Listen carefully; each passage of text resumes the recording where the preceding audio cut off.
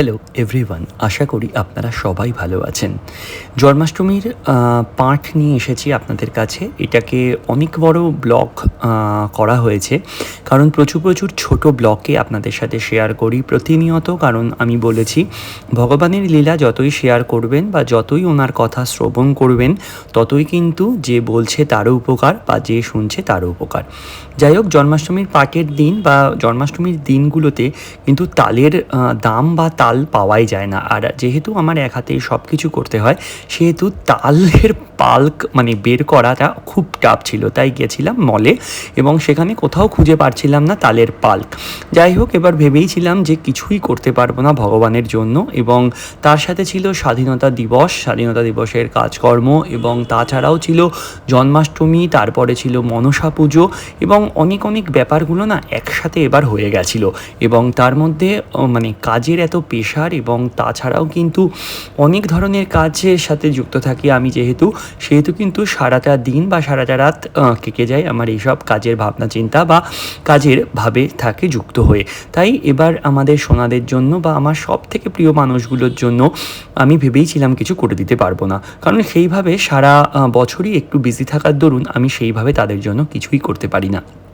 কিন্তু এবার শরীরটাও সেরকম সায় দিচ্ছিল না। বাট তার জন্য ভেবেছিলাম শপিং মলে গিয়ে তালের পাল্প নেব। কোনো মল খুঁজে কিন্তু পাল্প তো খুঁজেই পেলাম না। যাই হোক, বাজারে গেছিলাম, যে ভেবেছিলাম তাল কিনবো এবং তালের পাল্প বের করব। যাই হোক, তালও এনেছি, তালের পাল্পও বের করা হয়েছে। এবং ভগবানের জন্য তালের অনেক কিছু আইটেম না করতেও পারলেও কিন্তু ছোটোভাবে কিছু আইটেম করেছিলাম। এবং সব থেকে স্বাধীনতা দিবসের যেই দিনগুলোর কথা আমাদের মনে পড়ে, সেই দিনের কথা মনে রেখেও কিন্তু আমি কিছু আঁকা এঁকেছিলাম, যেহেতু আঁকাটা আমার সব থেকে প্রাণের। এবং ফল, ফুল, বেলপাতা, তুলসীপত্র, যেটা ভগবানের সব থেকে প্রিয়। এবং এই দেখুন, তালের এই পাল্পটা না বের করা খুবই কঠিন, কারণ তালের যে পাল্পটা করতে গিয়ে না আমার একবার মনে আছে, এই তালের যে ঝাঁঝরিগুলো হয় না, তালের ঝাঁঝরিতে আমার হাত ফেরে গেছিলো। এবং যেহেতু তার সাথে আমার কোনো রেস্ট থাকে না, কারণ অফিস তো করতেই হবে, না হলে খাবার জুটবে না।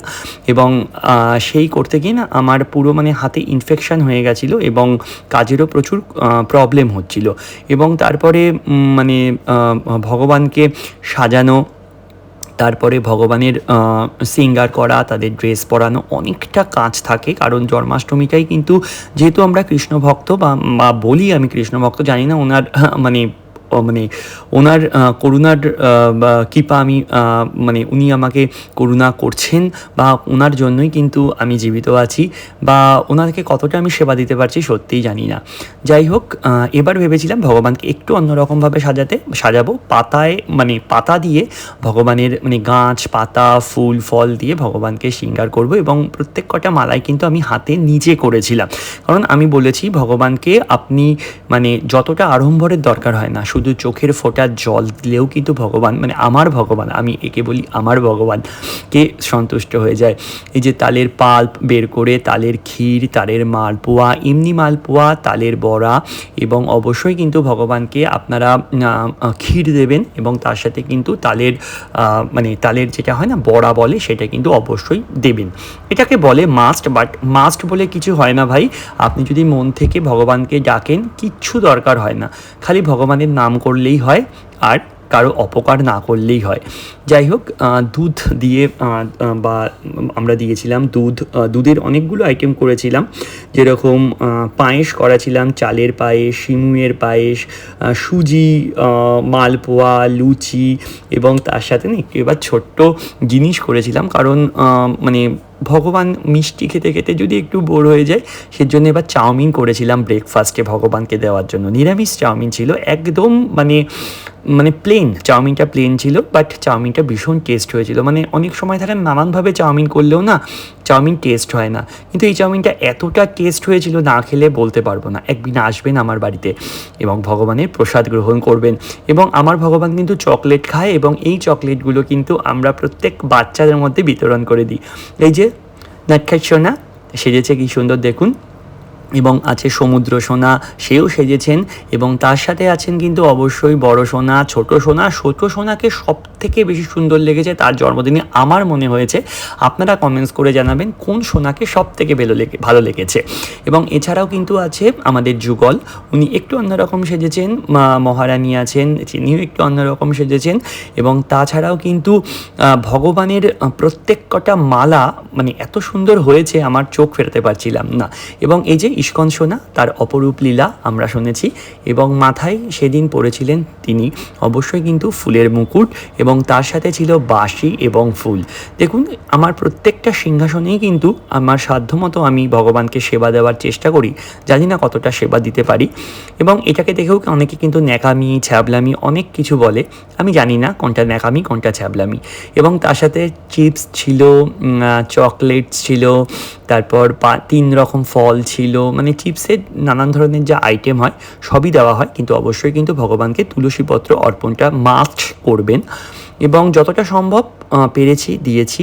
এবং তার সাথে কিন্তু কর্পূরের আরতি ছিল, এবং নানানভাবে কিন্তু ভগবানের আমি সেবা দিয়েছিলাম। আমাদের মাঝরাতেই পুজোটা হয়, সেদিন পুজোটা শেষ হয়েছিল 2:30 থেকে 3টের মধ্যে।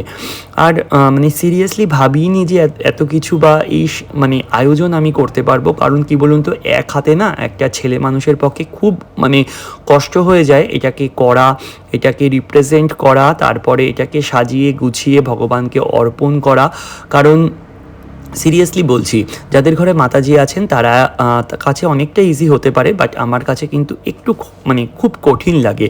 যেহেতু ছোট থেকে এগুলো পারি, তাও ভগবানের সেবা করতে পারি। না হলে না পারলে মনে হয় ভগবানের এইটুকুনো সেবা আমরা দিতে পারতাম না। চাউমিনটা এতটা টেস্ট হয়েছিল, মানে বললাম না আপনাদের যে জাস্ট মুখে লেগে আছে। এবং এর পরের দিন কিন্তু নন্দোৎসব আমাদের বাড়িতে হয় বা করি। জানি না কতদিন ভগবানের সেবা আমি দিতে পারবো বা ভগবান আমার ওপর কৃপা করবেন। উনি কৃপা বা আপনাদের আশীর্বাদ থাকলে কিন্তু এটা অবশ্যই সম্ভব। আর আপনাদের আশীর্বাদ বা ভগবানের আশীর্বাদ না থাকলে কিন্তু কোনোভাবেই সম্ভব হয় না। আপনার কাছে অনেক টাকা থাকলেও কিন্তু আপনি ভগবানের সেবা দিতে পারবেন না।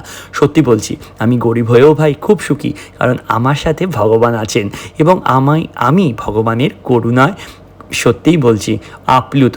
ভগবানকে মন জুড়ে কিন্তু আমি আরতি করেছিলাম, কর্পূর আরতি করেছিলাম, ঘিয়ের আরতি করেছিলাম, প্রদীপ আরতি করেছিলাম, ওনাকে ময়ূরের পাখা দিয়ে সেবা দিয়েছিলাম। এবং ভীষণ ভালো লাগে জানেন তো। আমার অনেকে বলে এই কাজটা বা এই জিনিসটা ইনভেস্ট করতে ভালো লাগে না, কিন্তু আমার মনে হয় এই সময়ের ইনভেস্টার যার মূল্য অতুলনীয় এবং অপরূপ এর লীলা। যাই হোক, তাই বলি ভগবানের নাম কীর্তন করুন।